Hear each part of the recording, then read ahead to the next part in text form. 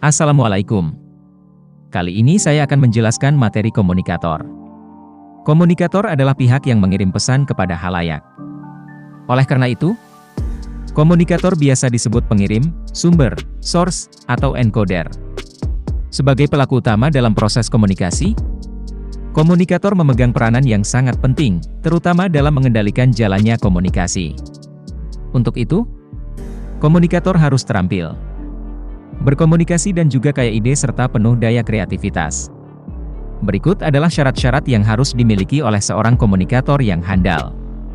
Pertama, mengenal diri sendiri. Komunikasi yang dilakukan tanpa mengenal sasaran, yang disalahkan adalah komunikatornya. Komunikator adalah pengambil inisiatif terjadinya suatu proses komunikasi. Dia harus mengetahui mengenai pesan yang disampaikan, media yang digunakan, hambatan yang mungkin ditemui, serta halayak yang akan menerima pesannya.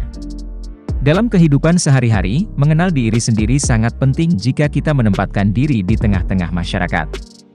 Sebab dengan mengenal diri sendiri, kita akan mengetahui kelebihan dan kelemahan yang ada pada diri kita.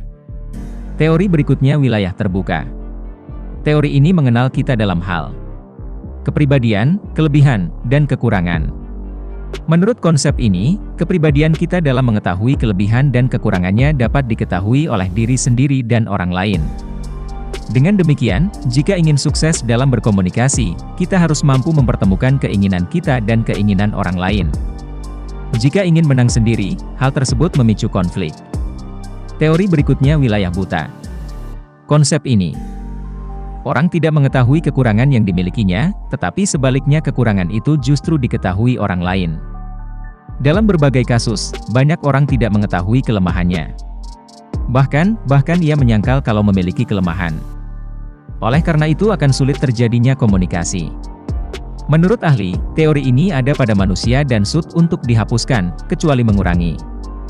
Salah satu solusi adalah bercermin pada nilai, norma, dan hukum yang diikuti oleh orang lain. Teori berikutnya adalah wilayah tersembunyi. Kemampuan yang kita miliki tersembunyi sehingga tidak diketahui oleh orang lain. Ada dua konsep, yakni over-disclose dan under-disclose. Over-disclose adalah sikap terlalu banyak mengungkapkan sesuatu, sehingga hal-hal yang harusnya disembunyikan juga disampaikan. Misalnya konflik dalam rumah tangga, utang, dan lain sebagainya. Sedangkan under-disclose adalah sikap yang terlalu menyembunyikan sesuatu yang seharusnya dikemukakan. Dalam pengobatan gangguan kejiwaan misalnya, sikap ini akan menyulitkan psikiater. Sebab, pasien sangat sulit menyampaikan informasi yang diperlukan untuk pengobatan dirinya. Teori berikutnya, wilayah tak dikenal. Teori ini kondisi kritis dalam komunikasi. Sebab selain kita tidak mengenal diri sendiri, juga orang lain tidak mengetahui siapa kita. Dalam kehidupan sehari-hari, sering terjadi kesalahan persepsi maupun kesalahan perlakuan kepada orang lain. Teori berikutnya adalah kepercayaan.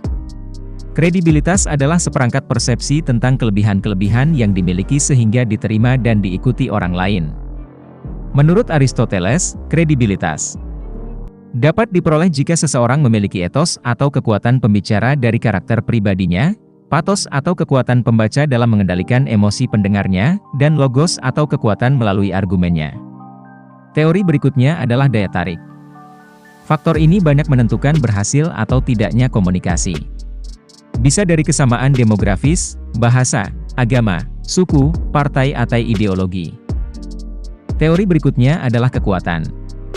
Teori ini dimaksudkan kepercayaan diri yang harus dimiliki komunikator jika ingin mempengaruhi orang lain. Kekuatan bisa juga diartikan kekuasaan sehingga halayak dengan mudah menerima pendapat jika disampaikan oleh orang yang memiliki kekuasaan.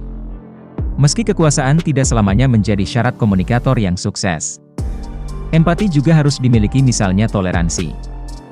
Jika seorang komunikator memiliki empati, pada akhirnya ia akan memperoleh simpati berupa rasa hormat dari halayaknya.